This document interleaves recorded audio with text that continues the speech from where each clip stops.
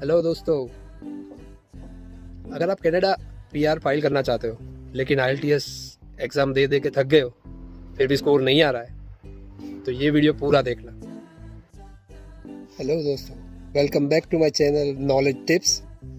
तो आज के वीडियो में हम देखेंगे सेल्फिप क्या है और कैसे ये आईएलटीएस से बेहतर है। तो जनरली हम देखते हैं कि पीआर फाइल करने के लिए बहुत सारे लोग आईएलटीएस में बहुत मेहनत करते हैं और 2-3 बार ट्राई करने के बाद वो अंदर से हिम्मत हार जाते हैं कि भाई यार नहीं होगा मेरे से। तो उन सभी दोस्तों के लिए जो आईएलटीएस दे दे के हार चुके हैं, उनके लिए बेस्ट ऑप्शन आज मैं बताऊंगा, जो है सेल्फिप। तो आज हम देखेंगे आईएलटीएस और सेल्फिप में बेस्ट ऑप्शन क्या है। 100% सेल्फिप ही है, लेकिन फिर भी मैं आपको डिफरेंस बता देता हूँ कि दोनों में डिफरेंस क्या है। तो सबसे बड़ा डिफरेंस ये है आईएलटीएस और सेल्फिप में कि सेल्फिप अपने जो रूटीन लाइफ में जो इंग्लिश बोलते हैं वो टेस्ट उस पर फोकस करती है। वो ये जानना चाहता है कि आपका इंग्लिश कैसा है। उनको आपके वोकेबलरी से इतना कुछ मायने नहीं रखता, यानी मायने तो रखता है लेकिन क्या है कि वो फोकस नहीं करते कि अगर आप डेली रूटीन में इंग्लिश अच्छा बोल लेते हो तो सेल्फिप आपके लिए बेस्ट ऑप्शन है, क्योंकि आईएलटीएस आपके वोकेबलरी और उस पर ज़्यादा फोकस करता है। उसमें आपको यानी एकेडमिक नॉलेज होना भी ज़रूरी है, एकेडमिक इंग्लिश आना ज़रूरी है, जो सेल्फिप में ऐसा नहीं है। क्योंकि वो बेसिकली सेल्फिप जो है वो यही जानना चाहता है कि आपको इंग्लिश आता है, कि आप कम्युनिकेशन कर सकते हो, कि किसी के साथ बात करनी है तो आप कर सकते हो, यानी वो किसी भी लैंग्वेज में, इसमें डजेंट मैटर कि आपका वोकेबलरी अच्छा होना चाहिए कि आप पर्टिकुलर कोई अच्छे वर्ड आने चाहिए। उनको सेल्फिप में ये उस पर फोकस किया जाता है कि आप इंग्लिश बोल सकते हो, that's it, nothing else. So first difference और सबसे बड़ा डिफरेंस जो है वो ये है कि सेल्फिप आपका जो रूटीन आप इंग्लिश बोलते हो उस पे आपको एग्जामिन करता है। दूसरा डिफरेंस है कि सेल्फिप आपको 12 में से मार्क्स लाने हैं और आईएलटीएस आपको 9 में से मार्क्स लाने होते हैं। तो अगर आपके पास ऑप्शन है कि भाई 12 में से आप ज़्यादा ला सकते हो। तीसरा डिफरेंस ये है कि आईएलटीएस आप एकेडमिक और जनरल दोनों दे सकते हो, लेकिन सेल्फिप सिर्फ आप जनरल ही दे सकते हो। तो अगर आप स्टूडेंट हो और अगर आप सेल्फिप देना चाहते हो तो आप नहीं दे सकते। सिर्फ और सिर्फ आप पीआर के लिए ही सेल्फिप दे सकते हो। स्टूडेंट को कंपलसरी आईएलटीएस एकेडमिक ही देना पड़ता है। द फोर्थ डिफरेंस इज सेल्फिप सिर्फ कनाडा में वैलिड है और आईएलटीएस ग्लोबली वैलिड है। यानी अगर आप कनाडा पर्टिकुलरली ट्राई कर रहे हो तो ही सेल्फिप एक अच्छा ऑप्शन है। अगर आप किसी और कंट्री में ट्राई करना चाहते हो तो आप सेल्फिप अच्छा ऑप्शन नहीं है। द फिफ्थ डिफरेंस इज सेल्फिप में ज़्यादातर एमसीक्यूज होते हैं। मैं ये नहीं बोल रहा हूँ कि सारे के सारे एमसीक्यूज होते हैं, लेकिन ज़्यादातर एमसीक्यूज होते हैं जो आईएलटीएस में नहीं होते हैं। राइटिंग देख लीजिए, तो अगर आईएलटीएस आप दे रहे हो तो राइटिंग में अगर आपने कोई स्पेलिंग गलत लिख दिया तो वो उसके मार्क्स कट जाते हैं।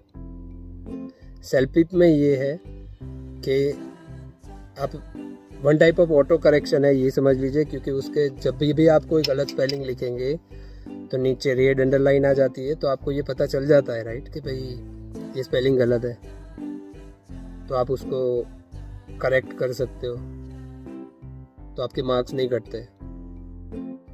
छठा डिफरेंस है कि सेल्फिप में आपको स्पीकिंग में सिर्फ आपकी आवाज़ रिकॉर्ड करनी है, आपके सामने कोई बंदा नहीं होता। जैसे आईएलटीएस में आपके सामने एग्जामिनर बैठा होता है, वो आपको क्वेश्चंस पूछता है, और हम में से कई लोग ऐसे हैं जो तब कंफ्यूज हो जाते हैं, नर्वस हो जाते हैं। तो जो यानी अगर किसी क्वेश्चन का आंसर हमें आता भी है तो भी हम बोल नहीं पाते हैं।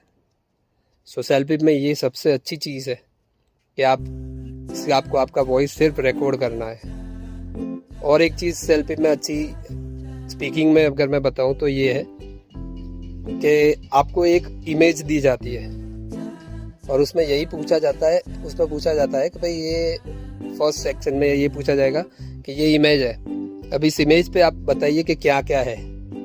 सपोज आपको एक गार्डन का इमेज दिया हुआ है और उस पर आपको बोलना है फॉर 1 मिनट, तो आपको सिर्फ ये बोलना है कि भाई ये पिक्चर में ये लग रहा है कि ये गार्डन है, बच्चे यहाँ पे खेल रहे हैं,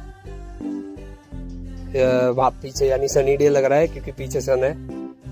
वही इमेज को एनालाइज करके आपको 1 मिनट बोलना है, तो यानी ये बहुत इजी रहता है। और दूसरा कि भाई आपके सामने अगर कोई नहीं है तो आपके लिए इजी रहता है कि भाई अपने जैसे फ़ोन पे बात करते हैं तो अपने कर सकते हैं, कंफ्यूज नहीं होते, नर्वस नहीं होते। ये इसीलिए बेस्ट है कि आप सीधा आपको रिकॉर्डिंग करना है।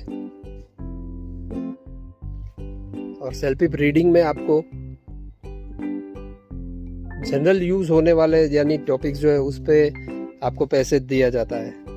वहीं पे आपको IELTS में आपको साइंटिफिक कोई पैसेज भी दिया जाएगा, कोई साइंस के बारे में कोई क्वेश्चन पूछा जाएगा जिसमें हम दूर दूर तक कहीं पे नहीं है, तो वहाँ पे थोड़ा हार्ड हो जाता है, राइट। और सेल्फ हेल्प में यानी वही है कि वो डेली एडवर्टाइजमेंट देख लो आप, तो एडवर्टाइजमेंट पे आपका कोई पैसे दिया होगा या कोई ईमेल होगा उस पर आपको कोई पैसे दिया होगा।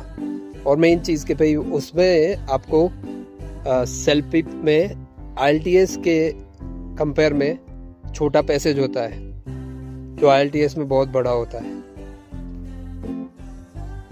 और एक राइटिंग में जो डिफरेंस है इसमें वो है कि भाई अगर आप IELTS दे रहे हो तो आपको राइटिंग में सब वर्ड काउंट करने पड़ते हैं। अगर 200 वर्ड है तो 200 वर्ड्स आपको 1 2 3 4 करके काउंट करने पड़ते हैं। उसमें आप कम करोगे तो भी मार्क्स कटते हैं, बहुत ज़्यादा कर दो तो भी कटते हैं।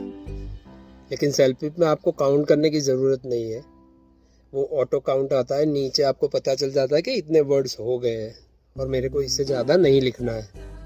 तो यानी जो टाइम आपको मिला है वो आप IELTS में देखोगे तो आपको पूरे वर्ड्स गिनने पड़ते हैं कि भाई कितने वर्ड्स हुए। सेल्फ हेल्प में गिनने की ज़रूरत नहीं है, आपने देख लिया 200 हो गए, बात खत्म। सो मोटा मोटा डिफरेंस ये है कि सबसे पहला कि सेल्फ हेल्प एकदम इजी लैंग्वेज है, जो हमने रूटीन लैंग्वेज में यूज़ करते हैं जो इंग्लिश, वो उस पर ज़्यादा फोकस करता है सेल्फ हेल्प। और IELTS फोकस करता है वोकेबलरी पे कि जितनी ज़्यादा वोकेबलरी आप दिखाओगे उतने ज़्यादा मार्क्स मिलेंगे। Second difference is most of question having MCQ in self help, IELTS में आपको MCQ नहीं मिलते हैं। थर्ड डिफरेंस आपका स्पीकिंग, कि वहाँ पे आपका एग्जामिनर आपके सामने बैठा होगा, वो क्वेश्चन पूछेगा और यहाँ पे आपको सिर्फ ऑडियो रिकॉर्ड करना है। फोर्थ डिफरेंस आपके बैंड्स जो आपको सेल्फ हेल्प में आपको 12 में से लाने हैं और IELTS में 9 में से मिलते हैं। सो ओवरऑल अगर आप IELTS के बैंड नहीं ले पा रहे हो तो मैं ये सजेस्ट करता हूँ कि एक बार सेल्फ हेल्प ज़रूर देनी चाहिए। और नॉट ओनली मी, आप यूट्यूब कर सकते हो, यानी बहुत सारे यूट्यूबर हैं, मैं तो वैसे नया बनाऊँ, लेकिन बहुत सारे ऐसे यूट्यूबर हैं जिन्होंने सेल्फ हेल्प वर्सेस IELTS पे ऑलरेडी वीडियो डाले हुए हैं जिसमें उन्होंने क्लियरली बोला है कि self help is way easier than IELTS। और अगर आपको प्रैक्टिस टेस्ट करनी है तो मैं मेरी वीडियो के डिस्क्रिप्शन में लिंक डाल दूंगा, जहाँ जाके आप देख सकते हो। यानी पूरा क्वेश्चन पहले होगा, टेस्ट देनी है और लास्ट में उसके आंसर हो गए तो आप वेरीफाई कर सकते हो कि कितना मार्क्स आ रहा है। और अगर आपको ये वीडियो अच्छा लगा हो या थोड़ा इन्फॉर्मेटिव लगा हो तो प्लीज़ लाइक शेयर और सब्सक्राइब कर लो, तो इस नए यूट्यूबर को भी थोड़ा हेल्प हो जाएगा। सो मिलते हैं नेक्स्ट वीडियो में, तब तक के लिए गुड बाय।